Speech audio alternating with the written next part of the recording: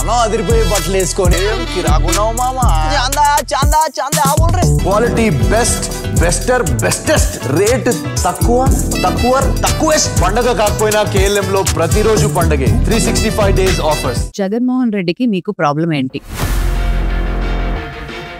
రాజకీయాలు మీకు ఏం నేర్పించాయి? మీరు ఒకసారి అన్నారు అవకాశం రాబోతుందంటారా?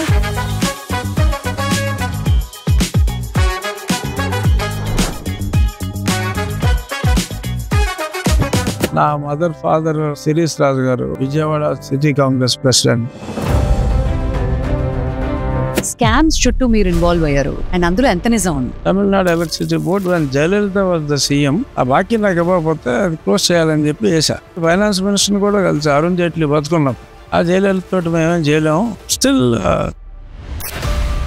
Your from the beginning rebel అని అనుకుంటున్నా. బట్ రాజకీయాల్లో కూడా రెబెల్ గా ఉంటే వర్కౌట్ అవుతుందా సార్? కష్టం కదా. అలా సర్వైవల్ కోసం నేను రాజకీయాల్లోకి రాలి. మరి దేనికోసం వచ్చారు? అదే రాజశేఖర రెడ్డి గారు జగన్ రాజకీయానికి వాట్ వాస్ ద డిఫరెన్స్? నేను ఆరాధించిన వ్యక్తి ఎవరైనా ఉన్నారంటే you can't go against the constitutional provision just because నువ్వు సీఎం అయినంత మాత్రమా. ఎన్టీ రామారావు అంత cleanest and honest politician I don't think anyone ever existed. Sir ఈ రెడ్ బుక్ అంటే ఏంటి సార్? నిజంగా నాకు తెలియదు. ఎవరేమన్నా ఎర్రగా ఉంటుందేమో.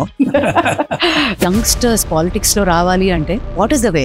యంగ్స్టర్స్ రావాలి. క్యాస్టిజము, ఈ క్యాషిజము ఇవన్నీ పోవాలి. కొన్ని వందల ఇంటర్వ్యూలు చేశాను కానీ this is the toughest question.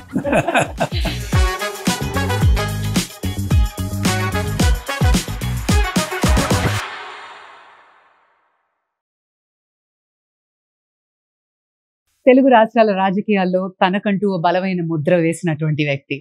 RRR cinema రాకముందే ఆయన సూపర్ డూపర్ పాపులర్. మనందరికీ ఎంతో ఇష్టమైన రఘురామకృష్ణరాజు గారు, welcome to Bhargavi unfiltered show. Sir నమస్కారం. నమస్తే భార్గవ్ గారు. ఎలా ఉన్నారు సార్?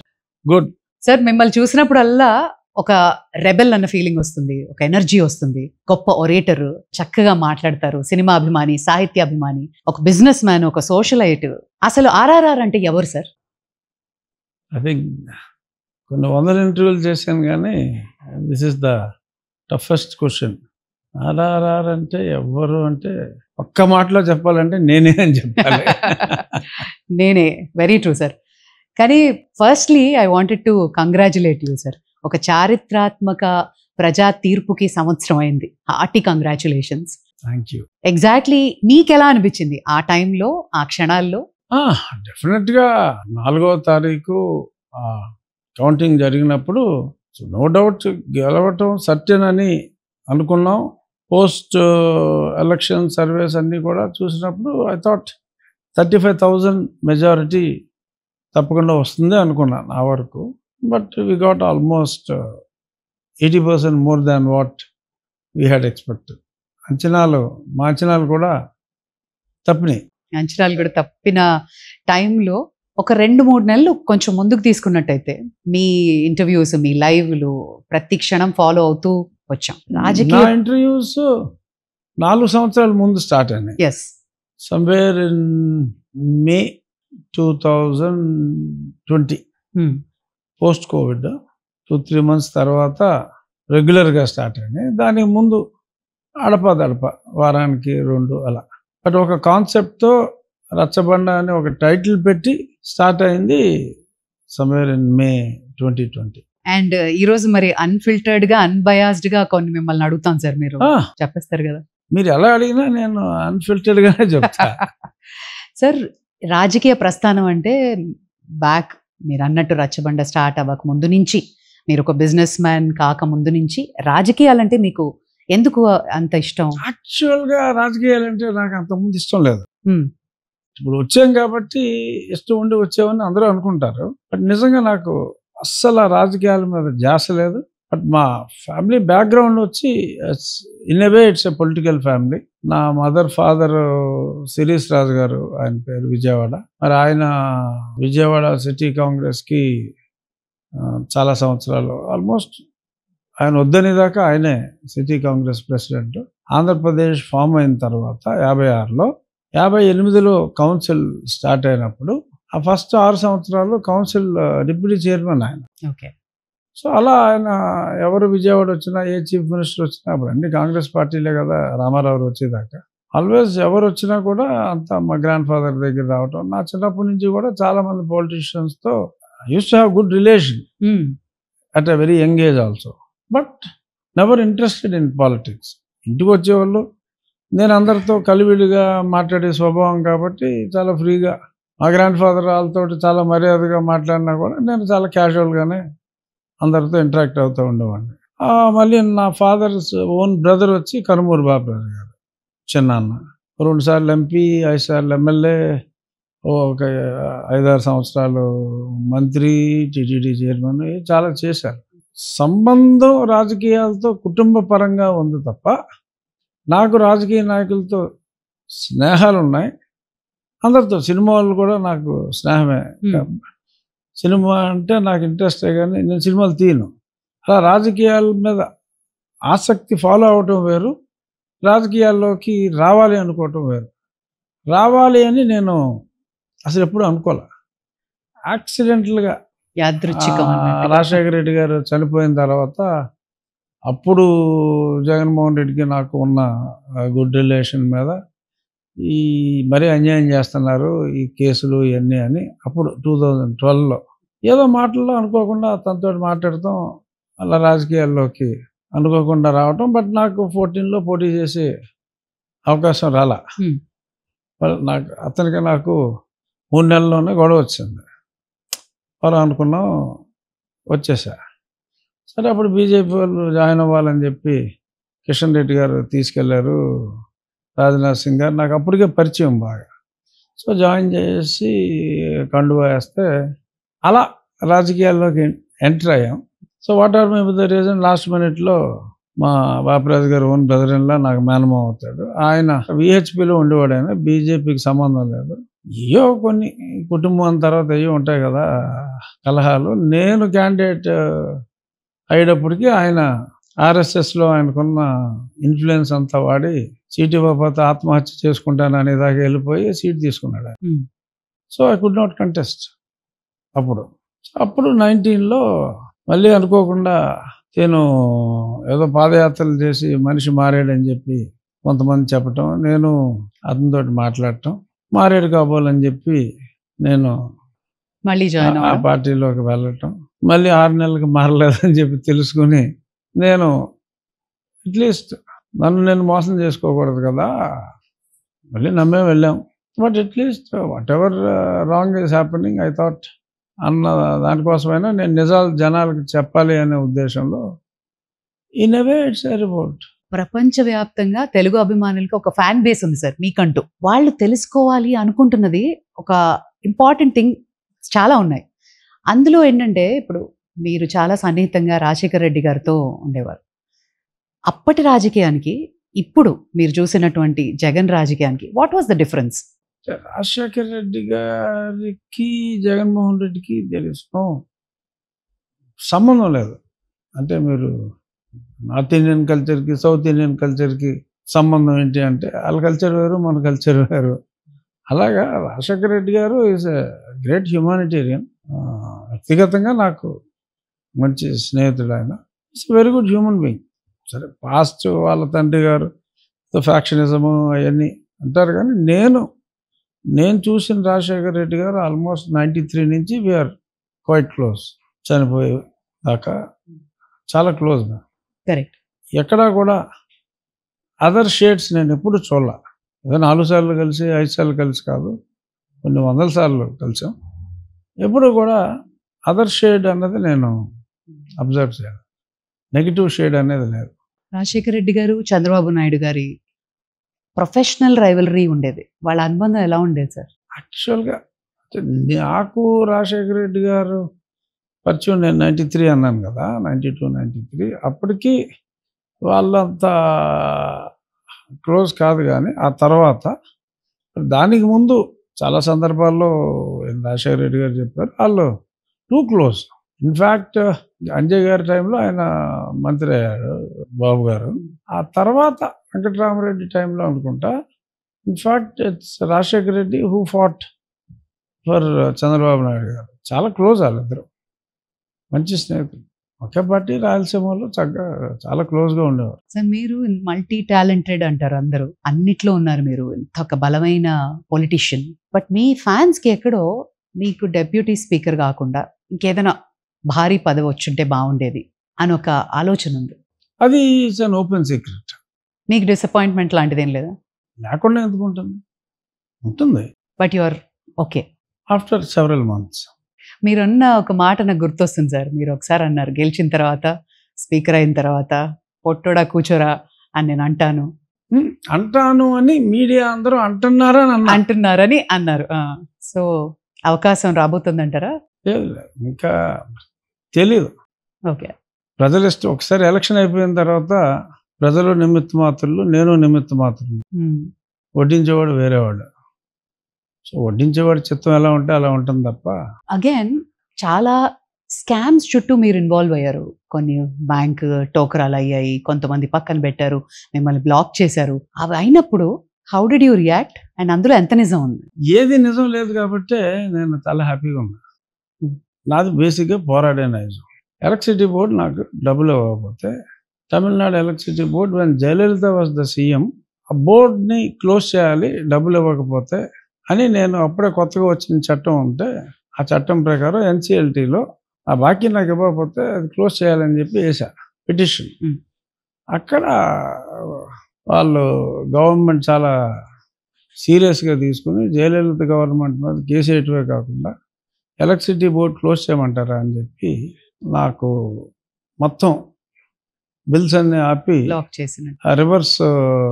సపోజ్ నేను స్టేట్గా అమ్ముతున్నా 80% పిఎల్ఎఫ్, మామూలుగా మంత్లీ బిల్. మంత్లీ బిల్లో 80% is average PLF. It could be 75 or it could be 85, average ఉంటుంది.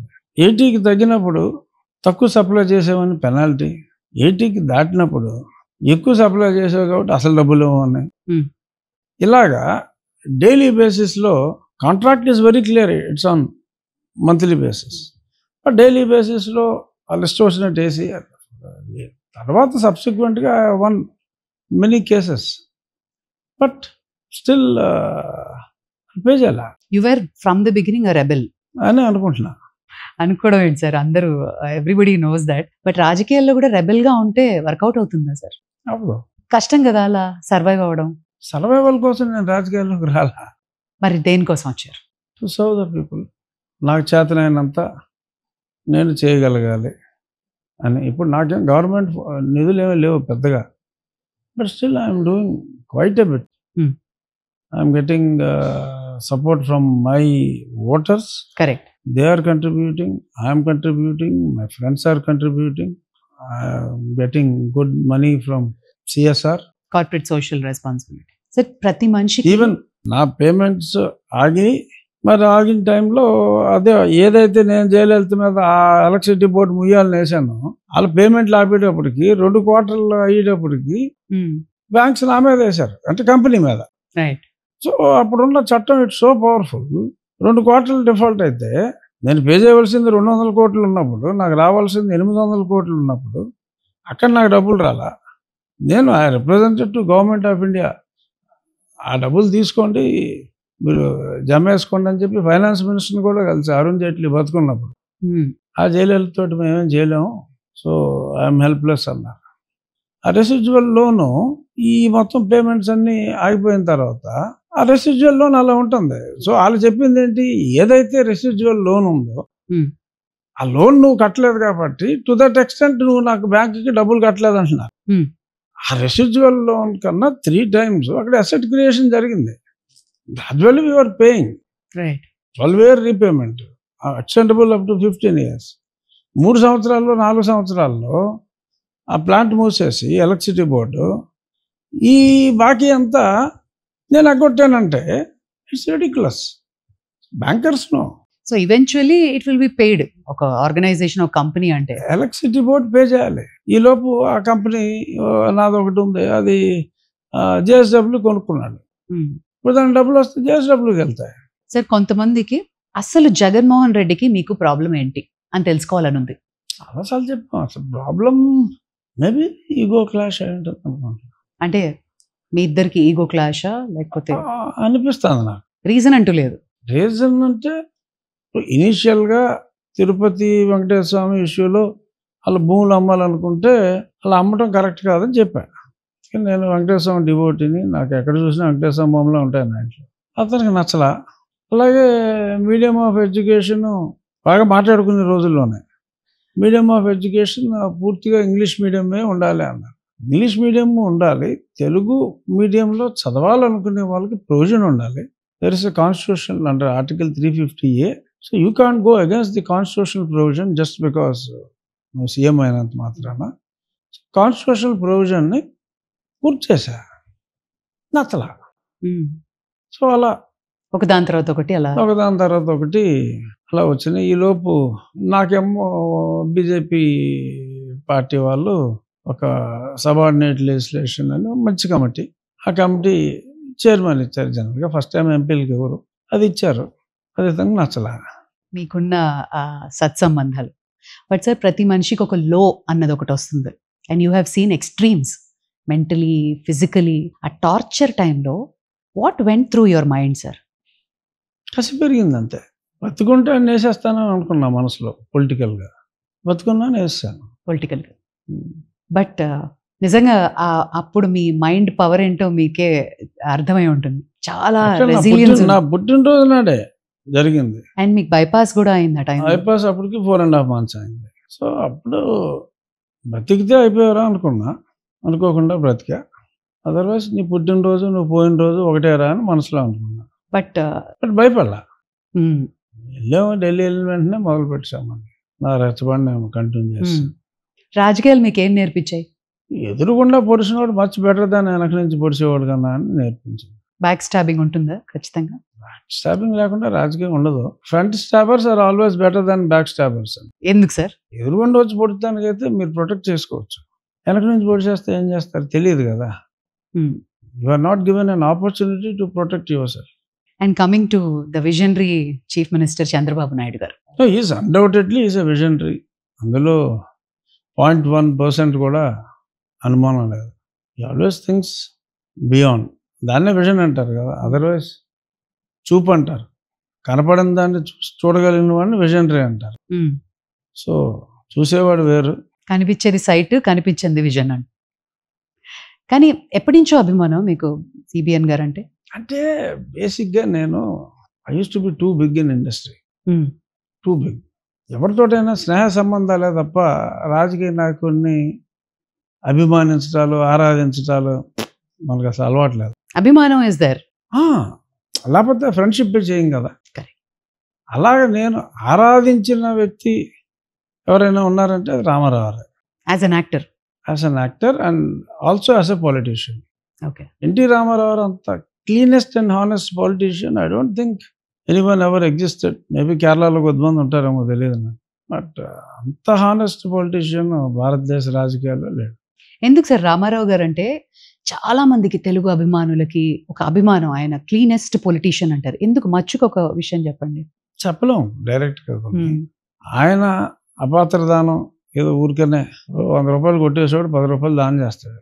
ఆయన కష్టపడి చెమటోడ్చి సంపాదించిన డబ్బుని ఆయన దుబారాగా నేను దానం చేస్తున్నాను, నేను 1 కోటి రూపాయలు ఇస్తున్నానని చెప్పి ఇచ్చేసి 100 కోట్లు వేసేసే టైప్ కాదు. పరుల సొమ్ము చిల్లి గవ్వ కూడా ఆయన ఆశించడు. ఎప్పుడు కూడా రాజకీయాల్లో ఈవెన్ దానికి వ్యతిరేకమైన. ఇవాళ రేపు అంటే ఈ 2025 ఈ వరల్డ్లో ఆయన ఉంటే ఎలా ఉండేది? అందుకే లేరు మరి ఆయన. సో అలాగే ఇప్పుడు ఈ ఎలక్షన్లో డబ్బులు ఖర్చు పెడతాలన్నీ రామారావు టైంలో లేవు కదా. ఎప్పటికాడ ఏదో ఆ లిమిట్ 2 లక్షలు ఉన్నప్పుడు కూడా రామారావు టైంలో ఎలక్షన్ 1 లక్ష రూపాయలకి అయిపోయేది. ఆ లిమిట్కి కూడా ఎవడో వెళ్ళేవాడు కాదు. ఇప్పుడు చూస్తున్న మన మినిస్టర్ లోకేష్ గారిని ఏమనిపిస్తుంది sir? Lokesh very good leader, అందులో అసలు డౌటే లేదు. What is the difference? మీరు చాలా దగ్గర నుంచి చూస్తుంటారు కదా, చంద్రబాబు నాయుడు గారి గవర్నెన్స్ అండ్ లోకేష్ గారి థాట్ ప్రాసెస్ ఎలా ఉంటుంది? So it's a good combination.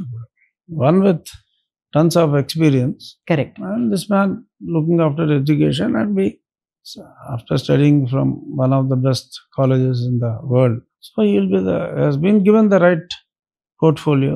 Correct.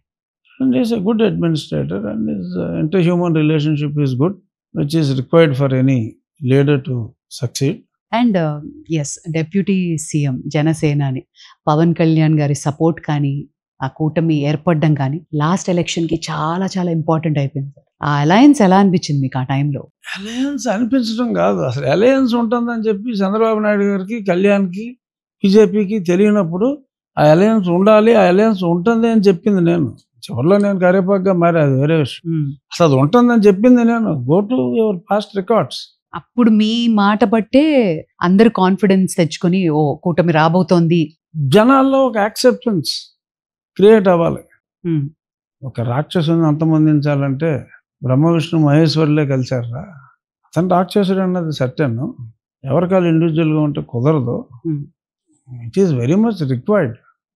కలుస్తారు, మీరు ప్రిపేర్డ్గా ఉండండి అని జనాల్లోకి ఒక అవేర్నెస్ తీసుకెళ్ళింది నేను. ఇనీషియల్ గా కూటమి థాటే లేదు అసలు. కూటమి ఉంటుంది అని చెప్పి పవన్ కళ్యాణ్ గారు జైలుకి వెళ్ళి చెప్పేదాకా తెలుసా? ఊరికే ఊహాగానాలు ఉన్నాయి అప్పుడు. ఆ ఊహ సృష్టించింది ఎవడో, అది ఇంపార్టెంట్.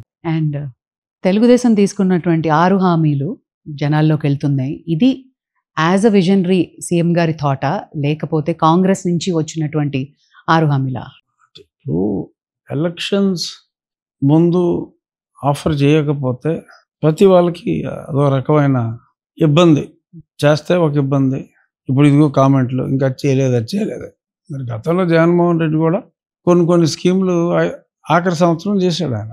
అలా చూసుకుంటే ఆయన శక్తికి మించి చేస్తున్నారు బాబు గారు, అందులో డౌట్ లేదు. How it would impact the progress of the state, the development of the state చూడాలి. జూన్ ఈ పిల్లలందరికీ ఫీజు రియంబర్స్మెంట్ చేస్తున్నారు. రైతు పేమెంట్ సెంటర్ ఒక 6,000, వీళ్ళు ఒక 14,000. అది 3 ఇన్స్టాల్మెంట్లు ఇస్తాము. ఫస్ట్ ఇన్స్టాల్మెంట్ ఇప్పుడు రేపు ఖరీఫ్ వేసే టైంకి మొదలు పెడతామని చెప్పారు. ఆగస్టు 15కి ఎప్పటి నుంచో ఆ బస్సులు కూడా మొదలు పెడతా ఉన్నారు. సో మోరార్లెస్ చెప్పినవి అన్నీ ఈ ఆగస్టుకి ఆల్మోస్ట్ అన్నీ చేయటం ప్రారంభం అయిపోతుంది. అక్కడికి పాపం ఆయన చెప్తున్నారు అభివృద్ధి చేసి సంక్షేమం చేస్తామని. బట్ అభివృద్ధి ఫలాలు చేతికి అందాలి అంటే టైం పడుతుంది. ఆ పడిలోపు మరి ఓ పక్కన ప్రతిపక్షం వాళ్ళు తినేస్తున్నారు. అదేది ఇదేది అని చెప్పి ఆ వెన్నుపోటని అదని ఇదని తినేస్తున్నారు, ఇరుకుల్లో పెట్టి ప్రయత్నం చేస్తున్నారు. బట్ ఈయనకున్న మంచి రిలేషన్ వలన కానీ సెంటర్తో మరి ఓ పక్కన ఆ పోలవరం ఇవన్నీ చేసుకుంటా, అమరావతికి కూడా మరి అప్పు చేసో ఇంకోటి చేసో అది చేసుకుంటా మరి ఇవన్నీ కూడా ఇంప్లిమెంట్ చేసుకుంటూ మరి ఆయన పడి కష్టం పగోడికి కూడా ఉండకూడదు. Is really struggling. ఆయన అంటారు కదా సార్, ఆయన పడుకోరు, ఎవరిని పడుకోనివ్వరు, అంతగా కష్టపడుతూనే ఉంటారు అని చెప్పి. మరి అమరావతిని రీలాంచ్ చేసి నిధులన్నీ అక్కడ ఇచ్చేసరికి వేరే జిల్లాల్లో కొంచెం అంటే యాక్చువల్గా పాప అమరావతికి ఏమి నిధులు ఏమి ఇవ్వట్లా, అప్పే తీసుకొచ్చారు. మొన్న రీస్టార్ట్ చేసినప్పుడు కూడా ప్రైమ్ మినిస్టర్ గారు సెంట్రల్ నుంచి కొంత ప్రాజెక్ట్, స్టేట్ నుంచి కూడా కొంత ఇచ్చి దాన్ని డెవలప్ చేయాలి అని. Financial assistance government of India support ఉంది, బట్ అల్టిమేట్గా payment responsibility is of the state. But ఈ బాబు గారు ఏంటంటే విత్ డెకేడ్స్ ఆఫ్ ఎక్స్పీరియన్స్ ఆయన కొంత ఫ్రీ హోల్డ్ ల్యాండ్ ఉంచుకొని ఒక రియల్ ఎస్టేట్ లాగా ఇంత డెవలప్మెంట్ వస్తే ఆ గవర్నమెంట్ ఉంచుకున్న ల్యాండ్ని ఈ రెవెన్యూ కాకుండా పెరిగిన రియల్ ఎస్టేట్లో మనం ఫ్యూ థౌజండ్స్ ఆఫ్ ఏకర్స్ అమ్మితే majority of the debt repay అవుతుంది అయ్యేలాగా ఆయన ప్లాన్ చేశారు. His planning was excellent. So మధ్యలో జగన్మోహన్ రెడ్డి గారు అందులో ఏదో దేవతలు యజ్ఞం చేస్తామంటే పైనుంచి ఏదో కుమ్మరించినట్టు ఆయన కుమ్మరించాడు.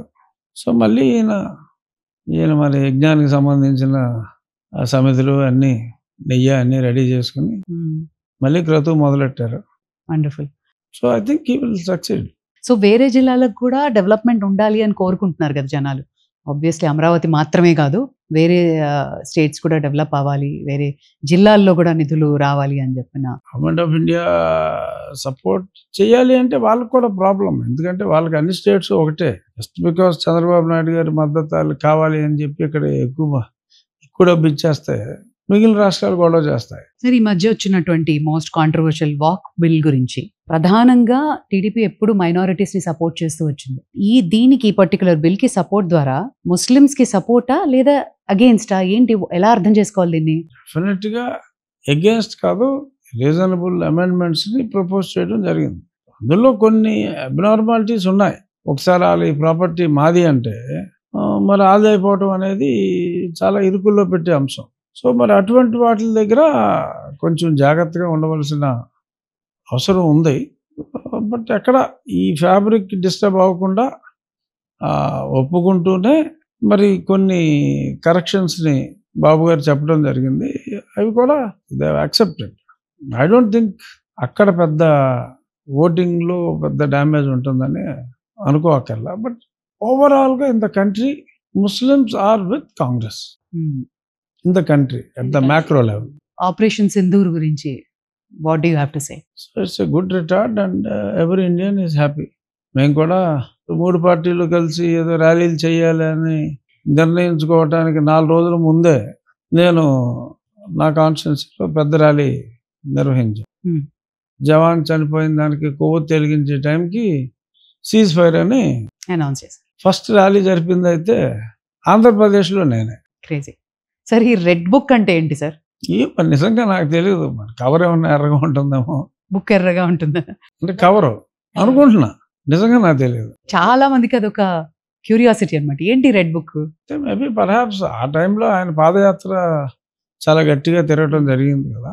ఆ యాత్రలో చాలామంది పలానా అన్యాయాలని చెప్పి చెప్పటం, కొన్ని పోలీసుల ఎక్స్ట్రాస్ ఆర్ లీడర్స్ ఎక్స్ట్రాస్ అన్నీ ప్రత్యక్షంగా ఆయన లోకేష్ చూడటం జరిగింది. కాబట్టి ఆయన ఏమన్నా ఇదిగో వీళ్ళు మంచోళ్ళు కాదని ఏమన్నా ఓ బుక్లో నోట్ చేసుకుని ఉండొచ్చు. ఆయన అబ్జర్వేషన్స్ నోట్ చేసుకుని ఉండొచ్చు అని అందరూ అనుకుంటున్నారు. మీరు కూడా అదే ఇక నేను ఎప్పుడు లొకేషన్ నేనేమి ఏంటంటే రెడ్ బుక్ అని మీరు నన్ను అడిగినట్టు నేను అడగల. బట్ సార్ ఇంపార్టెంట్ థింగ్, ప్రతి ఒక్కళ్ళు అనుకునేది ఏంటంటే మీలాంటి టాలెంటెడ్ పర్సన్, మీలాంటి మంచి ఒరేటర్, మంచి వక్త, ఇంత మల్టీ టాలెంటెడ్ పర్సన్ ప్రాంతీయ పార్టీకి ఎందుకు ఉండిపోయారు, జాతీయ పార్టీలోకి ఎందుకు వెళ్ళలేదు? రాజకీయం అంటే ఇంట్రెస్ట్ ఉండి నేను రాలా. ఏ వ్యక్తి కోసం అయితే నేను రాజకీయాల్లోకి వచ్చానో ఆ వ్యక్తిని దించేయడానికి నేను పనిచేయటం అనేది అదొక గొప్ప యాంటీ క్లైమాక్స్. వచ్చిన పర్పస్ అతను సేవ్ చేద్దామని ఎలా తీసుకెళ్తే అలా వెళ్ళటం తప్ప నాకు జస్ట్ విత్ ద ఫ్లో వెళ్ళిపోయారా? ఫ్లో అని కూడా చెప్పలేను నేను. ఇన్ఫ్యాక్ట్ చాలా మంది నన్ను అంటూ ఉంటారు, ఏదో 3 పార్టీలు మారిపోయాడు వీడు, మళ్ళీ ఇంకో దానికి మారుతారేమో, పార్టీలు మారిపోతాడని అన్నప్పుడు నేను చెప్పింది ఒకటే, నేను ఢిల్లీ వెళ్ళాలనుకున్నా, ఇండిగో అంటే ఇండిగోకి వెళ్ళిపోతాను. ఎయిర్ ఇండియా బిజినెస్ క్లాస్ దొరికితే ఫస్ట్ ప్రిఫరెన్స్. లేదు ఆ టైంకి అపోలో జట్టు ఉండేది, ఇది నేను చెప్పినప్పుడు. జట్టు ఉంటే జట్టుకి వెళ్తా. నా టార్గెట్ ఢిల్లీ వెళ్ళటం.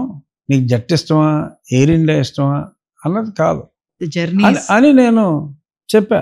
నేను ఎప్పుడు పార్టీ మారినా కూడా ఈ పార్టీ సిద్ధాంతాలు నచ్చినాయి అని నేను మాట్లాడిన స్టేట్మెంట్ ఏదన్నా ఒక్కటి మీరు చూపెట్టగలిగితే, అలా మాట్లాడకుండా పార్టీ మారినోడిని ఒక్కరిని చూపెట్టండి, ఆ సంగతి చెప్పకుండా పార్టీ మారినోడు నేను తప్పితే ఇంకెవడో ఉండవు. పైగా ఈ స్టేట్మెంట్ ఇచ్చి మరీ మారాడు. అబద్ధాలు చెప్పాల్సిన అవసరం లేదు. నా టార్గెట్ పుట్టిన ప్రతి ఓడు చస్తాడు. చచ్చిన తర్వాత కూడా బ్రతికుండే అవకాశం చాలా తక్కువ మందికి వస్తుంది. ఎన్టీ రామారావు గారికి వచ్చింది, ఎంజి రామచంద్రన్కి వచ్చింది, కొంతవరకు రాజశేఖర రెడ్డి గారికి వచ్చింది. ఆ స్థాయిలో కాకపోయినా కనీసం ఒక లిమిటెడ్ ఏరియాలో గుర్తుంచుకునేలాగా ఏదన్నా పనులు చేద్దాము. సో దానికి నేను ఎంచుకున్న platform politics, not the political party. Correct. So పాలిటిక్స్ని టు లివ్ బియాండ్ డెత్ నేను ఎంచుకోవడం జరిగింది. అది చాలా రేర్ ఆన్సర్ సార్. ఇలాంటి విజన్ చాలా తక్కువ మందికి ఉంటుందేమో. బట్ జనరల్గా యంగ్స్టర్స్ పాలిటిక్స్లో రావాలి అంటే వాట్ ఈస్ ద వే? పాలిటిక్స్లోకి యాక్చువల్గా బాగా ఎడ్యుకేటెడ్ యంగ్స్టర్స్ రావాలి. క్యాస్టిజము, ఈ క్యాషిజము ఇవన్నీ పోవాలి. ఇది పెద్ద కోరిక. ఈ రెండు కూడా రాజకీయాల్లో దారుణమైన అంతర్భాగం అయిపోయింది. యూపీ, బీహార్లో క్యాస్టిజం లేదు, క్యాస్టిజం ఉంది. మనకు అన్నీ ఉన్నాయి సార్. అలా మిమ్మల్ని ఇబ్బంది పెట్టిన వాళ్ళు కొంతమంది, చాలా మంది. అది ఎంతవరకు వచ్చింది సార్ సునీల్ కుమార్ గారు సిఐడి? అదే ఆశ్చర్యం. నేను ఎప్పుడో కంప్లైంట్ ఇచ్చాను, మిలిటరీ హాస్పిటల్ రిపోర్ట్స్ ఉన్నాయి, కొట్టారు అన్నది నిజం. బట్ ఇప్పుడు కొద్ది సునీల్ కుమార్ని పిలవాల ఎంక్వైరీ, తెలియదు ఏం జరుగుతుంది. అలాగే పిలవని వాళ్ళు మీరు అన్నట్టు ఇన్ని కేసులున్నా వైఎస్ఆర్సీపీకి బీజేపీకి ఎప్పుడు వైరం అంటూ ఎక్కడా చూడలేదు. ఒక్క రోజు కూడా కోర్టుకి ఎందుకు రాలేదు జగన్మోహన్ రెడ్డి అని ప్రజల్లో ఒక బలమైన డౌట్ ఉంది సార్. ఎందుకు రాలేదు అని అడిగింది నేను ఒక్కడనే, అవును. ఎవ్వరు అడగల. కోర్టుకి వెళ్ళా, కోర్టులు తగలేసా. ఈ కోర్టుకి వెళ్ళాను, లోవర్ కోర్టుకి వెళ్ళాను, హైకోర్టుకి వెళ్ళాను, సుప్రీంకోర్టుకి వెళ్ళాను. చివరికి తనులు తిన్నాను నేను. అందరూ నోరు మూసి కూర్చున్నట్టు నేను కూర్చోవచ్చు, కూర్చోలేక అడిగా. మన సిస్టమ్ ఫెయిల్ అయిందంటారా? ఎందుకు? Why is it happening like this? అంటే ఏమి అన్ఫిల్టర్డ్గా చాలా విషయాల్లో మాట్లాడగలం, కానీ కొన్నిసార్లు ఇలా లైట్గా ఫిల్టర్ వేసినట్టు వేయాల్సి వస్తుంది. లైట్కి ఫిల్టర్ వేసినట్టు కొన్ని డిప్లొమాటిక్గా ఉండాలి పాలిటిక్స్లో అంటారు. సో ఇప్పుడు దాకా పిలవలేదు అన్నది నిజం. ఆ కేసు మూమెంట్ లేదు, తెలియదు. మూమెంట్ ఉంది, బట్ అసలు క్యాండిడేట్ని కనీసం ఒకసారైనా ముందు పిలిచి మిగిలిన వాళ్ళ విచారంతో పాటు ఇతన్నే పిలవచ్చు. మిగిలిన కేసుల్లో ఇతర పోలీసు అధికారులు జైల్లో కూడా పెట్టారు, మరి అతను పిలవాల. మరి అతని బలం ఏమిటి, మా బలహీనత ఏమిటి అనేది నాకు తెలియదు. సో కూటమిని ఎలా చూడొచ్చు సార్? పరిపాలనా పరంగా ఎస్ మంచిది, సపోర్టింగ్. అక్కడ బీజేపీ సెంటర్లో ఉంటాం, ఇక్కడ విజనరీ లీడర్ ఉంటాం. It's mutually beneficial and public at large they are the real beneficiaries. So డెఫినెట్గా కూటమి కలకాలం ఇలాగే కంటిన్యూ అవ్వాలనేది ప్రజల కోరిక, నా కోరిక. You will go just with the flow కాబట్టి మీకు నో డిసప్పాయింట్మెంట్ రా? It's not that I go with the flow, I always go against the flow. ఇబ్బందులు ఎదుర్కొంటారు కదా సార్ అగేన్స్ట్ ద ఫ్లో వెళ్తే? ఎదుర్కొంటాంగా, ఎదుర్కొన్నారు కూడా. But it gives happiness. Now you are content.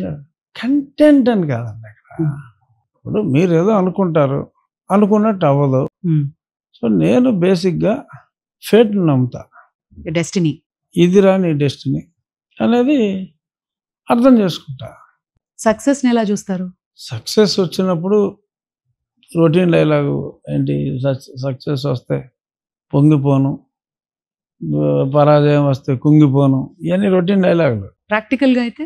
ప్రాక్టికల్గా నేను ఎప్పుడూ కూడా సక్సెస్ వచ్చినప్పుడు కళ్ళు నెతికెక్కల, ఫెయిల్యూర్ వచ్చినప్పుడు 0.1% కూడా డిప్రెషన్కి గురి కాల. మహా సంఘటనలు జరిగినప్పుడు కూడా ఎప్పుడైనా కూడా చాలా హ్యాపీగా ఉన్నా. నేను ఖాళీగా ఉన్నప్పుడు అయ్యే ఘంటసాల పాటలు వింటా, ట్రాజడీగా ఉన్నా కూడా అయ్యే ఘంటసాల పాటలు వింటా, లేకపోతే ఇంట్లో హోమ్ థియేటర్ లేదా సినిమా పెట్టి చూసుకుంటా. అంతే తప్ప డిప్రెషన్ అనేది అంటే ఏంటో ఇప్పుడు దాకా తెలుసుకునే అవకాశం రాలా. Sir, one important question. తెలంగాణలో జరుగుతున్న రాజకీయ మార్పులు, కవిత కొత్త పార్టీ పెట్టబోతున్నారు, లేదా బీఆర్ఎస్ బీజేపీతో కలవబోతున్నారు, ఇవన్నీ వింటున్నప్పుడు ఊహాగానాలే కదా. అంతేనా? అన్ని ఊహాగానాలే కదా. అంటే మీరు చాలా సన్నిహితం కదా బీజేపీకి అని. బీజేపీకి సన్నిహితం అంటే ఈ మధ్యన నాకు అసలు ఢిల్లీ వెళ్ళటం కూడా తగ్గిపోయింది కదా. మరి గతంలో అంటే రాష్ట్ర ప్రవేశం లేనప్పుడు ఇంకా నేను నాన్ స్టాప్ అక్కడే ఉన్నప్పుడు ఇంకంతే, వారానికి ఒక 2 మంత్రులు కలవటం, వాళ్ళతో కూర్చుంటాం, అలా నడిచేది. ఇప్పుడు అవకాశం లేదు. నేను minimum 4 to 4.5 days I'm spending in my constituency. A MLA కూడా చేయలేని పనులన్నీ నేను చేస్తున్నా, కనీసం ఊహించలేని అన్నీ కూడా I'm able to do it. ఇప్పుడు అవకాశం వచ్చింది and you want to spend in your home town కాబట్టి. యాక్చువల్గా ఆ హోమ్ టౌన్కి నాకు అసలు ఎప్పుడు సంబంధం లేదు. ఫర్ ఆల్ ప్రాక్టికల్ పర్పసెస్ నా హోమ్ టౌన్ వచ్చి విజయవాడ. ఎందుకంటే నేను పుట్టడానికి పూర్వం, ఇన్ఫ్యాక్ట్ ఈవెన్ మా అమ్మ పుట్టింది కూడా విజయవాడ. మా గ్రాండ్ ఫాదర్ అప్పుడే వచ్చారు. Nice sir, more power to you. Thank you so much for your time. Thank you sir. నమస్తే.